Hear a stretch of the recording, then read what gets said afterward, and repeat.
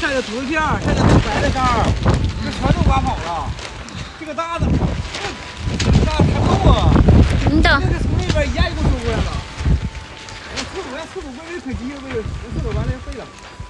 现在蘑菇捡黄蘑菇捡的在。哎呀，加起来捡正点。我没捡着。没有啊。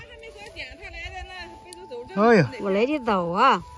今天有点失误了，这边林子的小黄蘑是刚刚出，不行，采不了，所以说我大娘还有我婶儿他们直接转场，上那个地里面捡红小豆，永远他们都闲不住，满地都是宝啊，满地都是宝。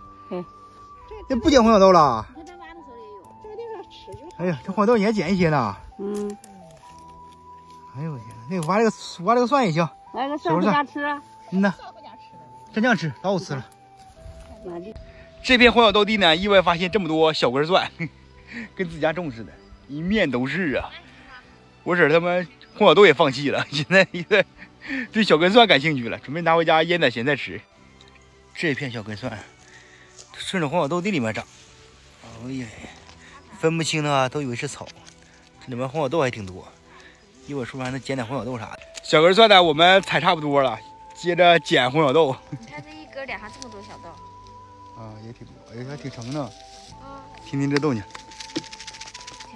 锄禾日当午，汗滴禾下土。都说粒粒皆辛苦，看不到这机器漏啊，一漏小堆儿，然后顺这边一绺，你看不着，全都是。他们在那捡豆荚子，我突然间我想捡这豆子就完事儿了吧，我不捡豆荚子。看看我妈捡的多快吧，基本上啊，满满一筐豆荚子。真厉害，我这服了。捡这小活我捡豆荚，捡一筐豆荚子，然后回家摘不摘？我妈说能整个烧稀粥喝，烧稀粥，插粥喝。厕所也歪了。你等会儿再整吧，找2个人帮你抬一下吧。